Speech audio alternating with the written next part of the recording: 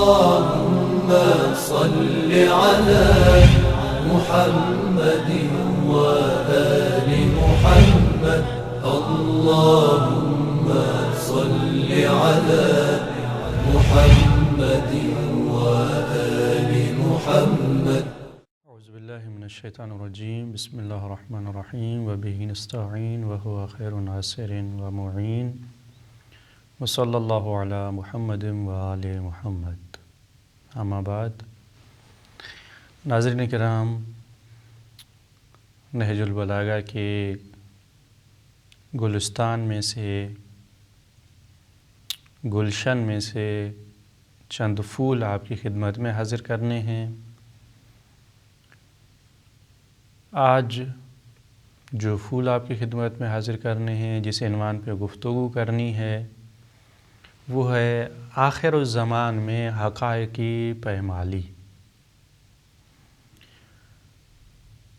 یعنی امام علی علیہ السلام نے آخری دور کے حوالے سے، آخر الزمان کے حوالے سے کن حقائق کو بیان کیا ہے،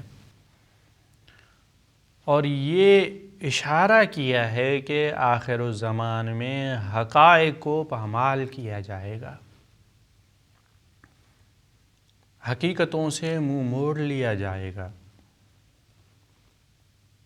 حق اور عدالت و انصاف کا دور دور تک نام و نشان نہیں ہوگا.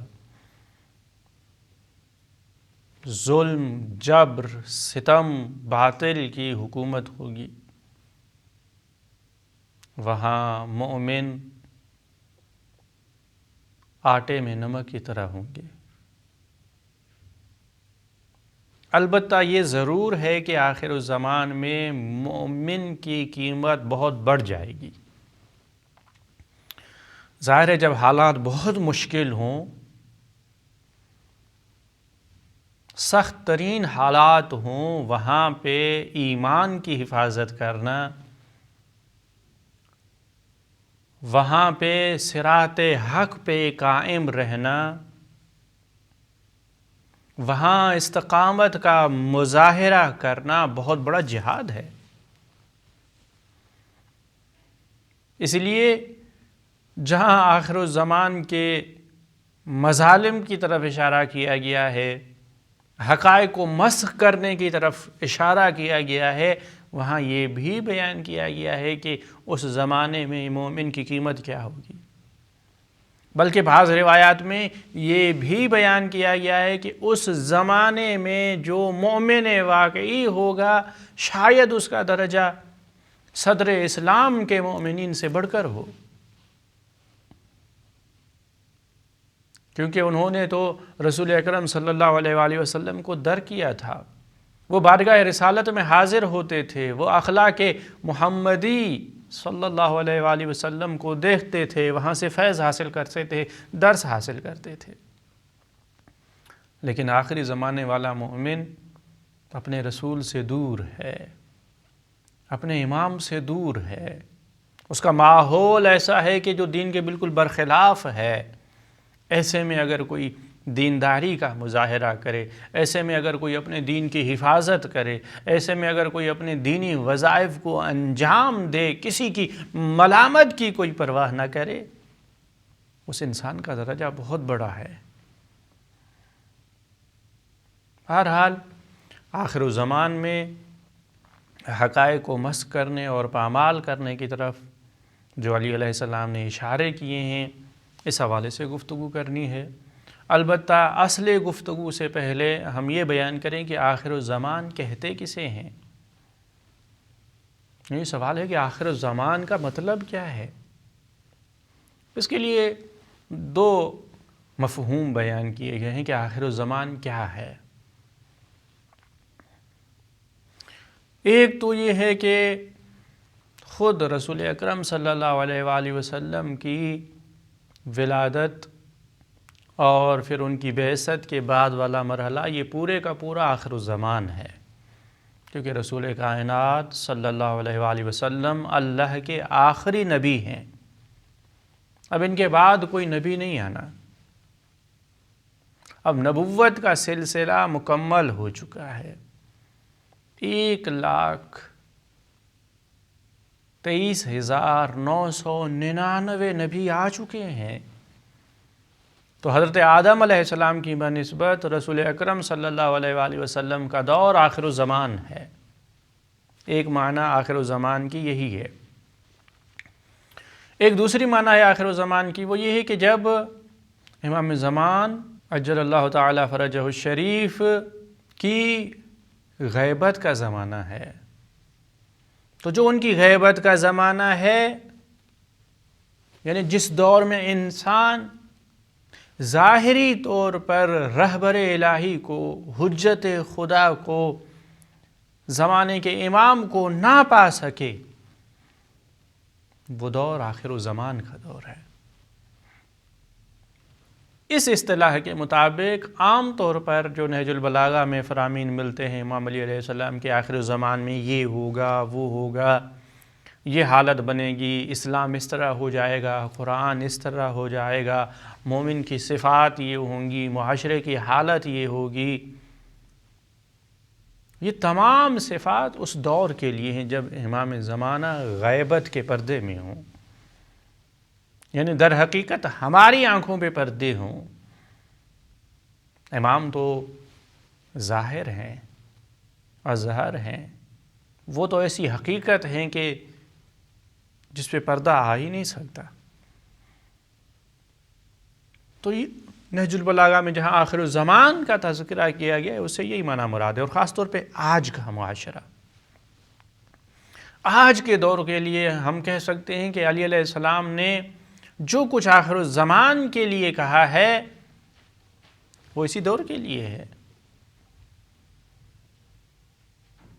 تو جسے ہم نے پہلے عرض کیا کہ آخر الزمان میں جہاں حقیقتوں کو پامال کیا جائے گا، جہاں ظلم و ستم و بربریت کی حکومت ہوگی، حق اور عدل و انصاف ناپید ہوتے چلے جائیں گے، نایاب ہوتے چلے جائیں گے، وہاں جتنا حق پہ عمل کرنا سخت ہوگا اتنا اس کا درجہ بھی زیادہ ہی ہوگا.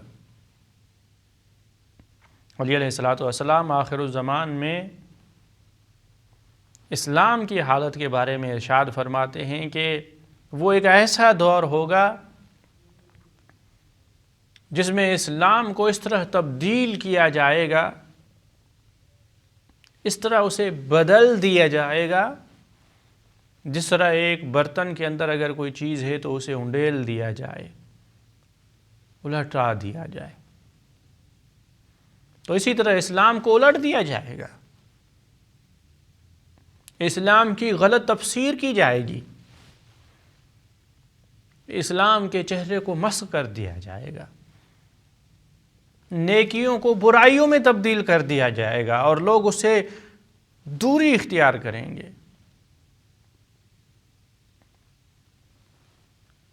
اور برائیوں کو اچھا کر کے پیش کیا جائے گا. لوگ برائیوں کی طرف راغب ہوں گے، مائل ہوں گے.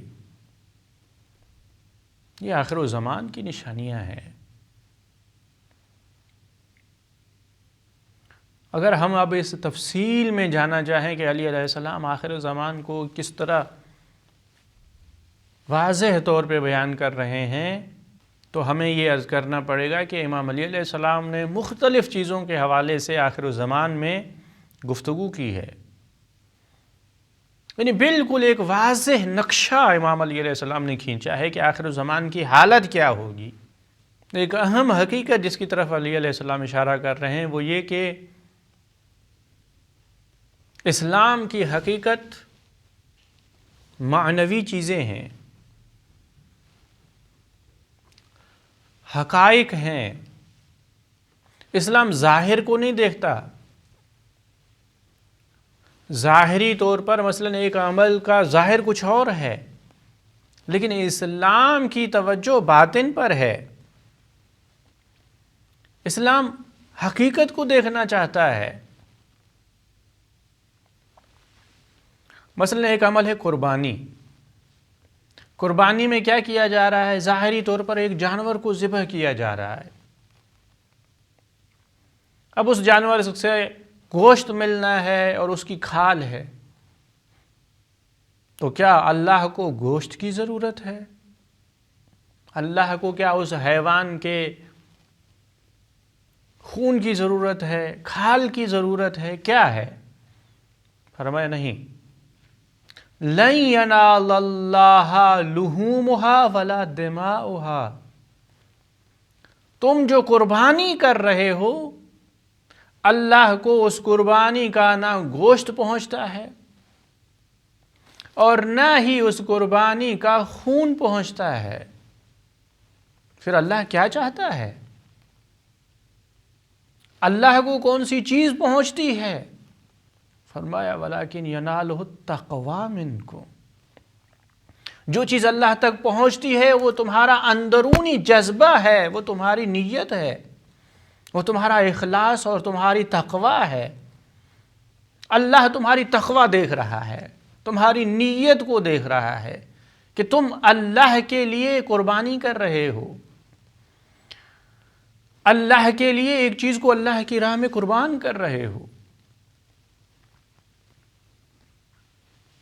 یہ چیز ہے جو اللہ کو پہنچتی ہے، اللہ اس نیت کو دیکھ رہا ہے، یعنی خالق کائنات کی توجہ اس عمل کے باطن کی طرف ہے۔ ظاہری طرح دیکھا جائے تو وہ انسان جو کعبے کو سجدہ کر رہا ہے، وہ انسان جو بت کو سجدہ کر رہا ہے، کعبے میں بھی پتھر ہے، کعبہ پتھر کا بنا ہوا ہے، پردہ ہے وہاں پر۔ جو انسان حجر اسود کا بوسہ لے رہا ہے، پتھر ہے۔ لیکن معنوی طور پہ دیکھا جائے تو بہت بڑا فرق ہے۔ وہ بت پرست انسان بت کو دیکھ رہا ہے، اسی کی پرستش کر رہا ہے، لیکن یہ موحد انسان اللہ کو دیکھ رہا ہے، اس کے حکم کی وجہ سے اس طرف نماز پڑھ رہا ہے، اس کا سجدہ اللہ کے لیے ہے۔ یہ حقیقت ہے اسلام کی۔ اسلام یہ چاہتا ہے کہ عمل کے ظاہر کی طرف نہ دیکھا جائے، باطن اور حقیقت کو دیکھا جائے۔ لیکن آخر الزمان میں کیا ہوگا؟ آخر الزمان میں اسلام کے اس قانون کو توڑ دیا جائے گا، بجائے اس کے کہ مسلمان مومن موحد اعمال کی حقیقت کی طرف توجہ کریں، اپنی نیتوں کو پاک بنائیں، خلوص اور اخلاص کو اپنائیں، اللہ کے لیے عمل انجام دیں، وہ ظاہر پر توجہ کریں گے، ظاہر پر توجہ کریں گے۔ مثلا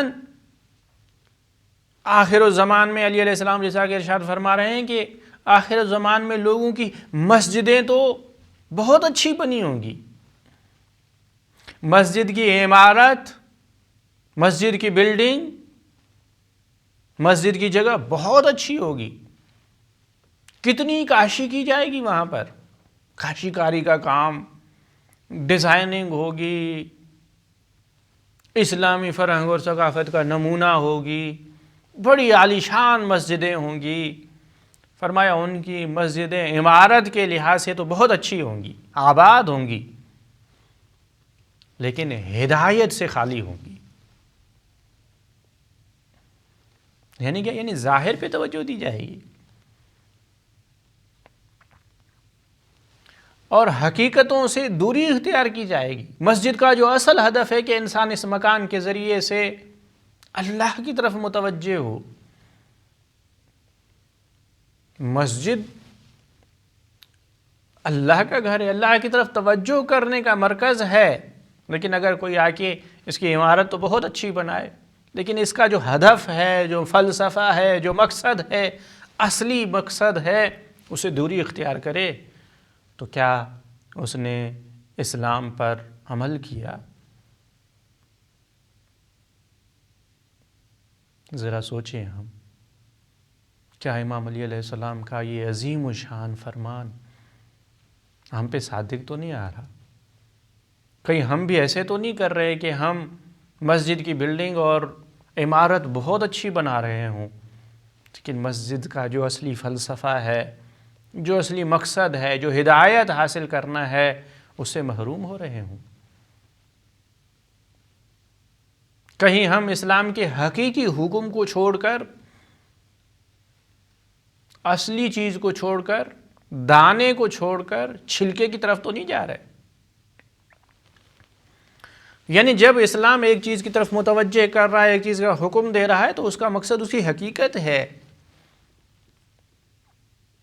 اسلام چھلکا نہیں چاہتا، چھلکے کے اندر جو اصلی دانہ ہے، جو گوہر ہے، وہ چاہتا ہے۔ اللہ کا ان ظاہری اعمال سے کیا لینا دینا ہے؟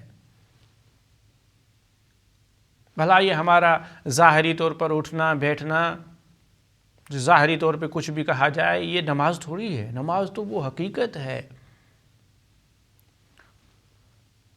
وہ نیت ہے، وہ خلوص ہے، وہ اخلاص ہے۔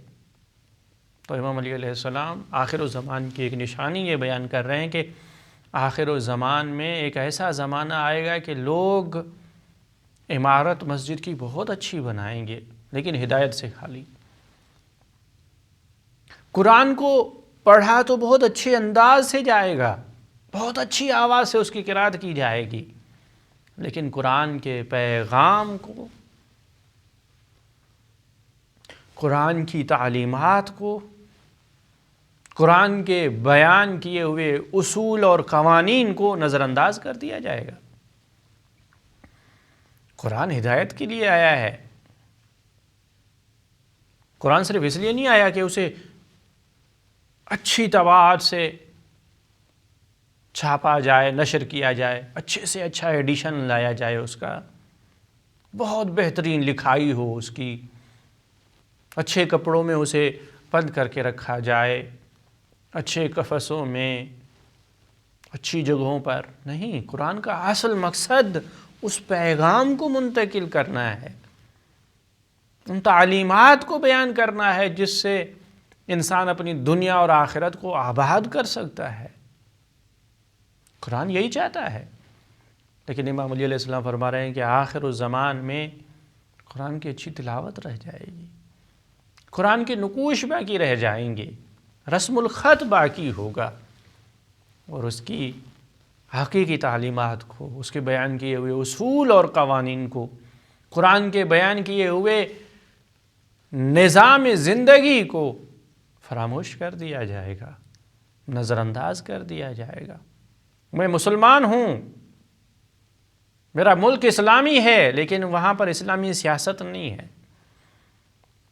ہم مسلمان ہیں، اسلامی ملک ہے ہمارا، لیکن ہماری اقتصادیات اسلامی نہیں ہیں، ہمارے انٹرنیشنل روابط اسلامی نہیں ہیں، ہمارا اٹھنا بیٹھنا، ہمارا تہذیب و تمدن اور فرہنگ سب کا سب مغرب زدہ ہے۔ ہم مغرب کے غلام بنتے چلے جا رہے ہیں، ہماری ثقافت اور فرہنگ سے اور تہذیب سے دور دور تک اسلام کی خوشبو نہیں آ رہی۔ کیوں؟ جب میں مسلمان ہوں تو میرے عمل اسلام کی عکاسی کرنے والے ہونے چاہیے۔ بہرحال علی علیہ السلام آخر الزمان کی ایک نشانی یہ بیان کر رہے ہیں کہ ظاہر پر توجہ دی جائے گی، حقیقت کو فراموش کر دیا جائے گا۔ اور دوسری چیز جس کی طرف امام علی علیہ السلام ارشاد فرما رہے ہیں، اشارہ کر رہے ہیں، وہ یہ کہ قرآن کی من پسند تفسیر کی جائے گی، یعنی ایسی تفسیر کی جائے گی جو میرا ذوق ہے۔ ہر شخص اپنے ذوق کی طرح، اپنے نظریے کے مطابق، اپنے عقیدے کے مطابق، اپنے فکر کے مطابق قرآن کی تفسیر کرے گا۔ افراد یہ نہیں دیکھیں گے کہ قرآن کیا کہہ رہا ہے، قرآن کے پیغام کو نہیں لیں گے، اپنی فکر کو قرآن پر ٹھوس دیں گے۔ ہمیں تعلیمات قرآن سے لینی چاہیے، ہمیں عقیدہ وہ لینا ہے جو قرآن بیان کرے، نہ کہ اپنے عقیدے کو قرآن پہ ٹھوس دینا ہے۔ نہیں، عقیدہ وہ جو قرآن بتائے، نماز ایسی جو قرآن بتائے، عمل وہ جس طرح قرآن نے بیان کیا ہے۔ میں اگر اپنی پسند سے قرآن کی تفسیر کرنے لگوں تو یہ میری خواہشات ہیں، یہ میری چاہتے ہیں، یہ رب کا فرمان اور ارشاد نہیں ہے، رسول اللہ صلی اللہ علیہ وآلہ وسلم کا پہنچایا ہوا پیغام نہیں ہے۔ کیا آج ایسا نہیں ہو رہا؟ کیا آج مسلمانوں میں سے کچھ کو دین سے نکال کر یہ نہیں کہہ رہے کہ قرآن یہی کہہ رہا ہے کہ یہ کافر ہیں؟ کہ قرآن کی من پسند تفسیر کر کے مسلمان کو کافر کہہ رہا ہے، قرآن کی تفسیر بالرائے کر کے اسلام کے چہرے کو مسخ کر دیا جا رہا ہے۔ اسلام تو دین رحمت تھا، اسلام تو دین کرامت تھا، اسلام تو دین محبت تھا، لیکن ان جدید مفتیوں نے اسلام کی تفسیر کس طرح کی؟ ان نام نہاد مسلمانوں نے آیات قرآن کو بدل کے رکھ دیا۔ اس کا جواب دینا ہے۔ امام علی علیہ السلام امام مہدی اجل اللہ تعالیٰ فرجہ الشریف کے حوالے سے ارشاد فرما رہے ہیں کہ جب وہ آئیں گے تو لوگوں کو قرآن کی طرف متوجہ کریں گے، بجائے اس کے کہ لوگ قرآن کی تفسیر بالرائے کرنے لگیں، قرآن کے پیغام کو سمجھیں اور سمجھیں، اس پر عمل کریں۔ یہ آخر زمان کی ایک نشانی کہ قرآن کی تفسیر بالرائے کی جائے گی، اپنے ذوق کے مطابق، اپنے نظریے کے مطابق، اپنے فکر اور مسلک اور مذہب کے مطابق۔ تیسری چیز آخر زمان کے حوالے سے جس کی طرف علی علیہ السلام اشارہ فرما رہے ہیں وہ یہ کہ لوگ دین پہ عمل کر کے یہ سمجھیں گے ہم اللہ پہ احسان کر رہے ہیں، ہم اللہ پہ احسان کر رہے ہیں کہ اس کے دین پہ عمل کر رہے ہیں۔ وہی فکر جو صدر اسلام میں بعض لوگوں کی تھی، آتے یا رسول اللہ ہم اسلام قبول کر رہے ہیں لیکن ہماری یہ شرطیں ہیں، ہماری یہ باتیں ہیں، یہ قبول ہوں گی تو ہم اسلام قبول کر رہے ہیں، گویا کہ اسلام قبول کر کے وہ رسول اللہ پہ احسان کر رہے ہیں۔ خالق کائنات نے اس فکر سے منع کیا، فرمایا کہ یہ کہہ رہے ہیں کہ ہم اسلام قبول کر کے آپ احسان کر رہے ہیں، نہیں تم نے احسان نہیں کیا، یہ اللہ کا تم پہ احسان ہے کہ اس نے تمہیں توفیق دی کہ تم ہدایت قبول کرو۔ تمہارا مسلمان ہونا تمہارا احسان نہیں ہے اللہ پر یا رسول اللہ پر، بلکہ یہ اللہ کا احسان ہے تم پر کہ اس نے تمہیں ہدایت کے راستے کی ہدایت کی، توفیق دی کہ تم حق کو قبول کرو، ان کی طرح نہ بنو جو یہ کہہ رہے تھے کہ بار الہ اگر یہ حق ہے تو ہمارے اوپر آسمان سے پتھر نازل کر، عذاب نازل کر۔ وہ بھی لوگ تھے، لیکن اللہ نے یہ تمہیں توفیق عطا کی کہ تم حق کو سمجھ سکو، حق کو قبول کرو، یہ اللہ کا تم پر احسان ہے، تمہارا اللہ پر کوئی احسان نہیں ہے، یہ اللہ کا تم پر احسان ہے۔ تو آخر زمان میں بھی لوگوں کے یہی فکر پائی جائے گی، ہم جو قرآن پہ عمل کر رہے ہیں یہ اللہ پہ احسان ہے، دین پہ عمل کرنا اللہ پہ احسان جتانا ہے۔ اس کی طرف خود رسول کائنات صلی اللہ علیہ وآلہ وسلم نے بھی اشارہ کیا ہے، علی علیہ السلام سے متوجہ ہو کر خطاب کر کے ارشاد فرما رہے ہیں، یا علی ان القوم سیفتنون باموالہم، آئندہ آنے والی اقوام، آئندہ آنے والے مسلمانوں کا امتحان لیا جائے گا مال کے ذریعے سے، یعنی مال امتحان کا وسیلہ ہے، امتحان کے لیے ہے۔ وَيُمَنُّونَ عَلَىٰ رَبِّهِمْ بِدِينِهِمْ، اور وہ اللہ پر احسان جتائیں گے دین کے ذریعے سے، ہم نے دین کو قبول کیا ہے، اللہ پہ احسان کیا ہے۔ خود رسول اکرم صلی اللہ علیہ وآلہ وسلم کا بیان کیا ہوا مطلب ہے کہ آخر الزمان میں لوگ اگر دین کو اپنائیں گے تو یہ کہتے ہوئے کہ ہم اللہ پہ احسان کر رہے ہیں، لیکن حقیقت میں یہ ہے کہ اللہ نے احسان کیا ہے، انسان کو یہ توفیق عطا کی ہے کہ وہ حق کو قبول کرے، حق کے سامنے سر تسلیم، سر کو جھکا دے، حق کو قبول کر لے، یہ اللہ کی طرف سے توفیق ہے۔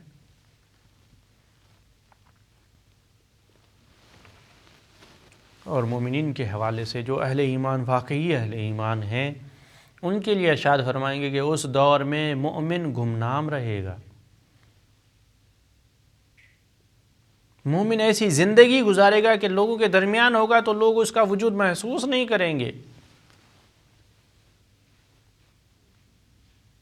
لوگوں کے اطوار، رسومات، لوگوں کا چال چلن، طور طریقہ ایسا ہوگا کہ اگر ان کے درمیان مومن ہوگا تو وہ مومن کی طرف متوجہ نہیں ہوں گے.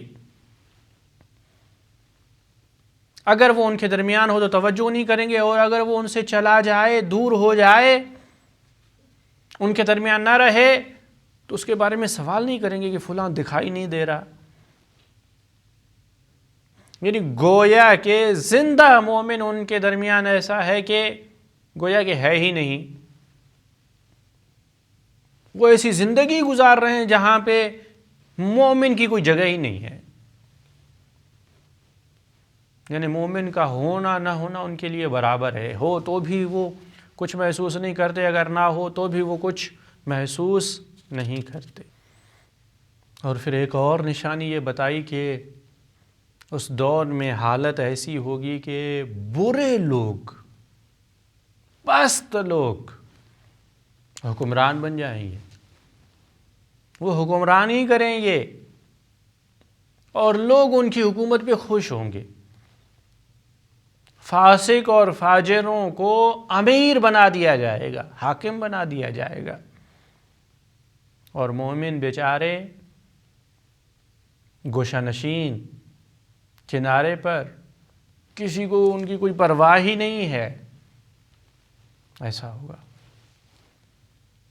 امام علی علیہ السلام اسی کی طرف اشارہ کرتے ہوئے فرما رہے ہیں کہ آخر الزمان میں، اس دور میں جو چغل خور ہوگا لوگ اسے سمجھیں کہ یہ میرا بہت خیر خواہ ہے، یہ میرے بہت قریب ہے، میرا اچھا ساتھی ہے. بھائی جو دوسروں کے عیوب تم تک پہنچا رہا ہے، کیا ایسا نہیں ہے کہ وہ تمہارے عیوب دوسروں تک بھی پہنچائے گا؟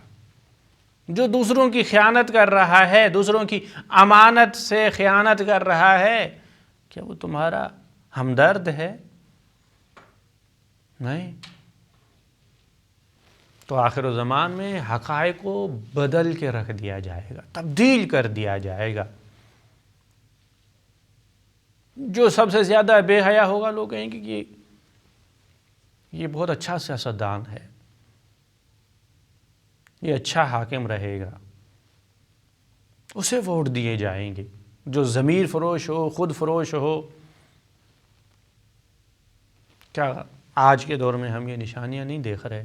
اور پھر ایک اور اہم چیز جس کی طرف علی علیہ السلام اشارہ کر رہے ہیں کہ بڑی بڑی نیکیوں کو انتہائی حقیر سمجھا جائے گا، بلکہ یوں کہہ لیں کہ نیکیاں بوجھ بن جائیں گی. انسان کو نیکی کرتے ہوئے بہت عجیب سا لگے گا، لوگ نیکیوں کو بوجھ سمجھیں گے. مثال کے طور پر مال خرچ کرنا، اللہ کی راہ میں صدقہ دینا بہت بڑی نیکی ہے. اللہ سبحانہ و تعالی نے سورہ بقرہ میں کیا ارشاد فرمایا؟ مثل الذین ينفقون اموالهم فی سبیل اللہ کمثل حبۃ انبتت 7 سنابل فی کل سنبلۃ 100 حبہ. جو اللہ کی راہ میں خرچ کرتے ہیں ان کی مثال ایسی ہے کہ گویا ایک بیج وہ زمین میں بو دیں، اور پھر اس سے درخت ہو، اس کی 7 ٹہنیاں اور 7 شاخیں ہوں، ہر ٹہنی پر 100 پھل لگے، ایک کا بدلہ 700. فرمایا کہ اللہ جس کے لیے چاہتا ہے اسے بڑھا دیتا ہے. حد بیانی کی کتنا بڑھا دیتا ہے. کتنی بڑی نیکی ہے صدقہ دینا، اللہ کی راہ میں مال خرچ کرنا. مال خرچ کرنے کا یہ ثواب ہے تو علم دینے کا کتنا ثواب ہوگا. اگر کسی کی مادی مدد کرنا اتنا ثواب ہے تو کسی کی معنوی ہدایت کرنا کتنا ثواب ہوگا. یقیناً بہت زیادہ ہے. لیکن لوگ ان چیزوں کو بوجھ سمجھیں گے. اللہ کی راہ میں دیں، شیطان ان کے ذہن میں یہی ڈال دے گا کہ اللہ کی راہ میں خرچ کرو گے غریب بن جاؤ گے. اللہ کی راہ میں خرچ کرنے کو بوجھ سمجھیں گے، کہیں گے کہ یہ غربت کا سبب ہے، فقیر بن جائیں گے۔ اگر اللہ چاہتا ان کی مدد خود کر دیتا، جیسے کافر کہتے ہیں۔ نیکیوں کو بوجھ سمجھنا اور برائیوں کو اچھا سمجھنا۔ جو لوگ اللہ کی راہ میں ایک پیسہ خرچ نہیں کرتے، وہ لوگوں کو دکھانے کے لیے، لوگوں کے سامنے اپنی جھوٹی شان اور مان بنوانے کے لیے لاکھوں روپے خرچ کر دیتے ہیں۔ اس کی ایسے شادی ہوئی، ہم اسے بڑھ کر کریں گے۔ اللہ کے لیے نہیں دیتے، لوگوں کے دکھانے کے لیے بہت زیادہ خرچ کر دیتے۔ نیکی بوجھ بن گئی ہے اور برائی اچھی لگنے لگی ہے۔ یہ آخر الزمان کی نشانیاں ہیں۔ آخر الزمان میں ہمیں چاہیے کہ ہم اپنے دین کی حفاظت کریں، دینی تعلیمات پہ عمل کریں، استقامت کا مظاہرہ کریں۔ یہ دنیا چند دنوں کی ہے، فانی ہے، ختم ہونے والی ہے۔ اگر باقی رہے گا تو نام اللہ کا اور وہی اشخاص جو اللہ کے لیے عمل کریں گے۔ آئیے مل کے دعا کریں کہ خالق کائنات ہمیں آخر الزمان کے فتنوں سے امان میں رکھے، اپنے دین کا قدردان بنائے اور اس پہ عمل کی توفیق عطا فرمائے۔ السلام علیکم ورحمۃ اللہ وبرکاتہ۔